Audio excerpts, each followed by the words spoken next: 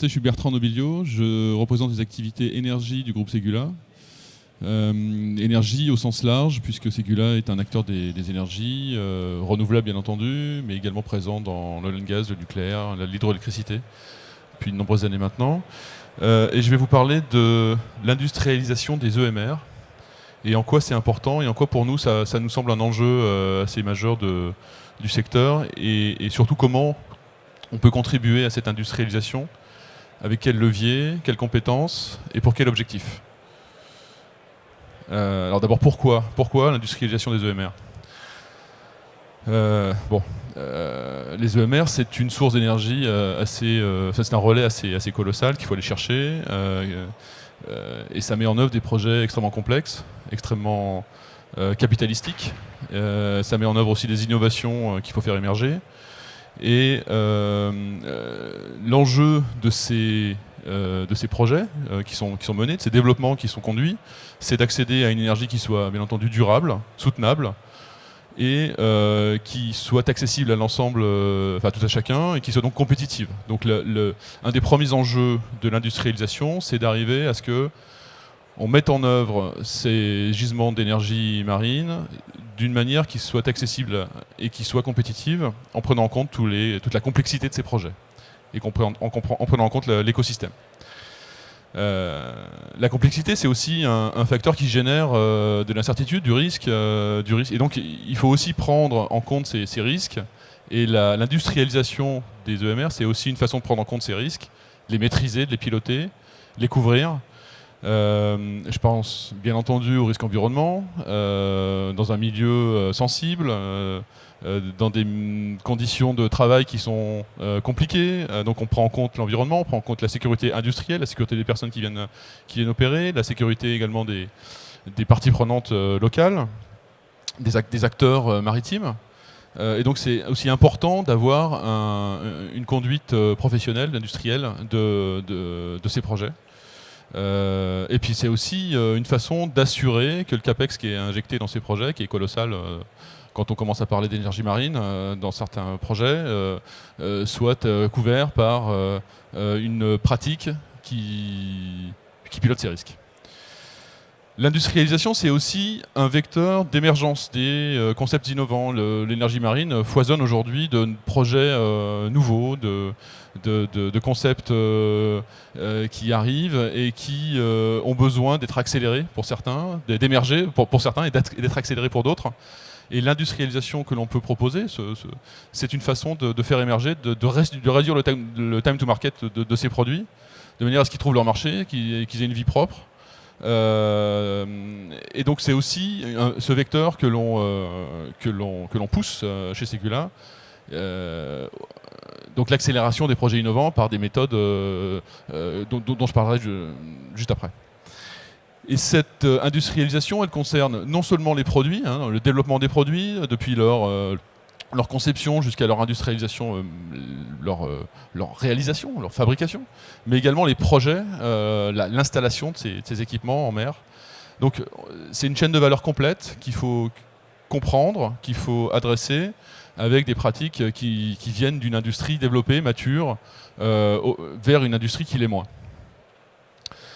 Donc voilà le pourquoi. Alors qu'est-ce que ça veut dire ? Le bénéfice de l'industrie mature, qu'est-ce que c'est ? Les industries matures, on les connaît. C'est le secteur du transport, par exemple l'automobile, le rail, qui ont bénéficié d'années de développement. C'est les énergies autres que le renouvelable, le oil and gas, le nucléaire, qui a mis en place des pratiques, des méthodes, des standards qui permettent d'avoir de la maîtrise et d'industrialiser la conduite du développement et la conduite des projets.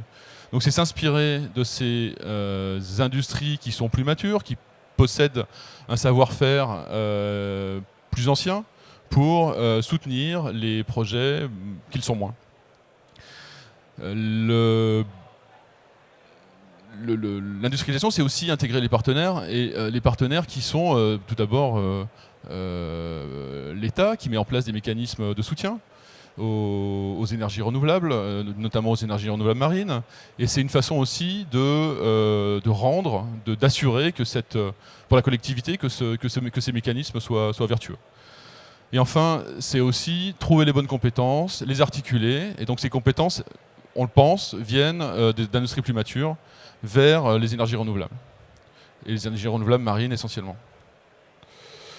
Alors, un petit mot sur qui on est, et pour voir comment on s'articule au milieu de ces points que j'ai initiés. Segula Technologies, c'est un groupe d'engineering global, basé en France, mais aussi dans plus de 30 pays. On est aujourd'hui à peu près 10 000 personnes dans le monde, et notre pratique industrielle de l'énergie, elle concerne à peu près 1500 personnes. Le reste de l'activité, c'est des industries plus matures, plus anciennes, dans lesquelles on a œuvré pour justement processer les activités qu'on mène auprès de nos clients, les activités d'engineering, mais aussi les activités de réalisation et de manufacturing. Et c'est cet héritage que l'on va mettre en œuvre. C'est aussi une société qui est fortement tournée vers l'avenir et qui innove de façon assez récurrente. On a plus de 200 projets en R&I chaque année, avec des thèses, avec des projets de recherche, dans lesquels on investit en propre pour anticiper les besoins futurs, des EMR, mais pas seulement. Ça peut être aussi la façon de cross-fertiliser à partir d'industries matures les secteurs les moins matures. Aujourd'hui, donc, Segula Technologies, c'est un acteur qui adresse un écosystème complet de la chaîne de valeur de l'énergie, les grands équipementiers, les opérateurs énergétiques et les engineering. Voilà un peu où on se place aujourd'hui. Alors, ceci étant dit, maintenant que vous connaissez un peu qui on est, comment on offre cette valeur industrielle auprès de ce secteur qui l'est moins. D'abord, on pense que pour connaître un secteur, il faut être un acteur de ce secteur, et c'est ce qu'on est, notamment en investissant fortement dans l'innovation et en étant un acteur de l'innovation des EMR. Ça nous permet donc d'être reconnus, d'être crédibles auprès de nos clients, de comprendre leurs enjeux, de comprendre les enjeux du secteur et d'apporter de la valeur à ce secteur par le projet lui-même, mais aussi en anticipant les compétences qui seront nécessaires dans un futur qu'on espère pas si lointain. Le support aussi qu'on apporte, c'est en exploitant, en faisant levier sur nos compétences historiques, qui sont plutôt des compétences historiques dans le domaine industriel mature. Elles viennent de l'automobile, elles viennent du rail, elles viennent de l'aéronautique. Et on se rend compte que l'énergie, que l'industrie qui est en train de se construire autour des EMR, elle doit s'inspirer de ces pratiques matures pour offrir justement cette compétitivité, cette accessibilité de l'énergie produite. Et donc ce qu'on fait, c'est qu'on exploite les process, les méthodes, les pratiques, les standards de l'industrie mature vers les EMR en soutenant soit nos projets, soit nos clients dans ces transformations nécessaires à l'atteinte des objectifs et pour faire face aux enjeux du segment. Je vais vous présenter maintenant rapidement ce qu'on peut, comment on contribue pratiquement à cette chaîne de valeur. On a par exemple développé en propre une solution, alors on l'a développé en termes d'engineering, on l'a développé aussi en termes de réalisation sous la forme d'un démonstrateur. On a développé en propre une solution de stockage d'électricité ou d'énergie en mer qui s'appelle Remora, que je vous invite à venir voir sur notre stand.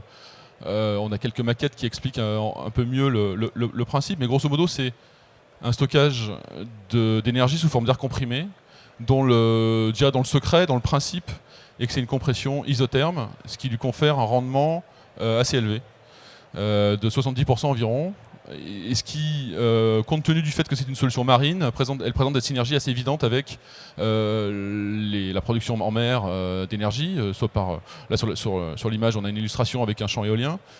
C'est aussi une solution qu'on peut utiliser pour soutenir les réseaux insulaires, les réseaux fermés, les petits réseaux qui sont plus sujets, plus sensibles au déséquilibre de production et de consommation. Donc en étant acteur de cette chaîne de valeur, en étant nous-mêmes partie prenante en tant qu'innovateur, si j'ose dire, entreprise innovante, on est à même de comprendre les enjeux, les economics, les attentes du marché, les risques qui pèsent sur cette industrie et d'apporter des réponses qui viennent de notre ADN finalement, de notre pratique plus ancienne. Et par exemple, l'idée qu'on a et qu'on pousse auprès de nos clients et que l'on développe aussi en propre dans nos activités, c'est d'apporter auprès de cette industrie émergente les pratiques de l'automobile. Alors là, par exemple, on a une planche qui présente une façon de faire, une méthode qui permet de mettre en place, de comprendre les attendus d'une production EMR. Donc tout d'abord, on vient avec nos équipes pour définir une stratégie avec notre client qui prend en compte les objectifs, et l'image globale, les objectifs attendus en termes de coûts, en termes de localisation, en termes de supply chain, qui vient ensuite processer cette stratégie de façon très opérationnelle en mettant en place ce qu'on appelle des schémas directeurs qui viennent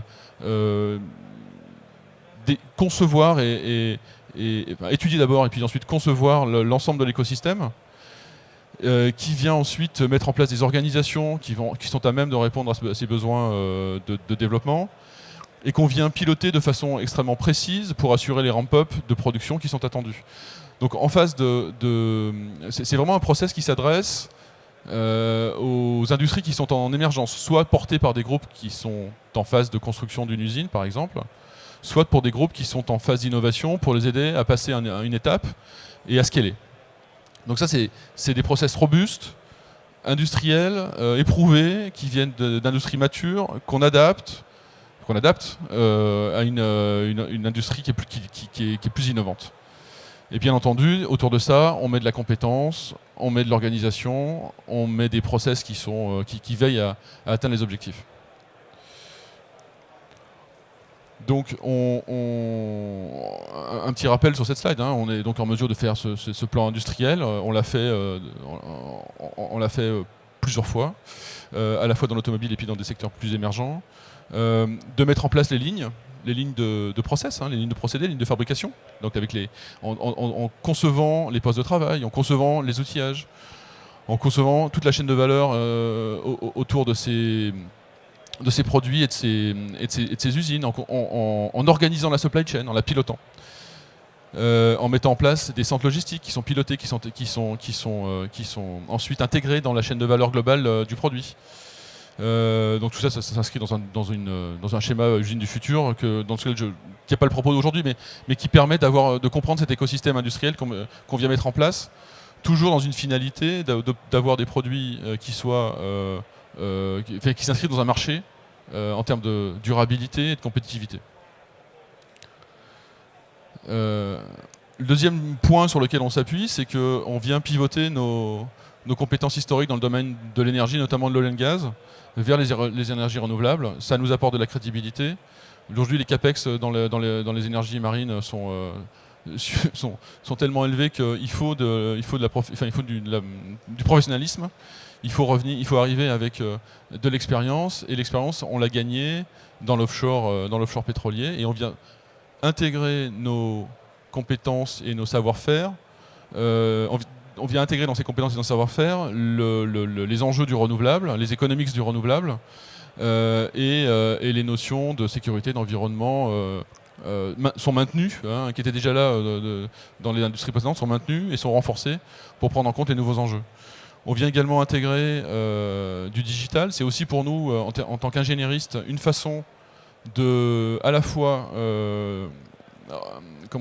contribuer à un contenu carbone de notre engineering qui est plus faible, hein, par des méthodes plus agiles, plus rapides, moins intrusives parfois.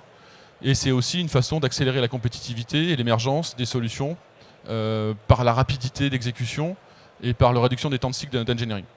C'est aussi donc une façon de contribuer à l'émergence des solutions EMR de façon industrielle. Voilà, on a juste pour dire que sur cette dernière slide, que notre métier, qui était un métier historique d'engineering d'une industrie mature, est en train de pivoter complètement pour adresser ce nouveau secteur, qu'on a des leviers qui sont extrêmement solides et extrêmement robustes pour répondre aux enjeux de durabilité, de décarbonation et de compétitivité, et que cette compréhension intime qu'on a du secteur, parce qu'on en est un acteur aussi, permet à nos clients de créer de la valeur autour de ces sujets. Voilà. Donc voilà ce qui est pour Segula le support à l'industrialisation. Voilà, j'en ai terminé de ma présentation, mais voilà, si vous avez des questions, des remarques, je serais ravi de les entendre et d'y répondre éventuellement.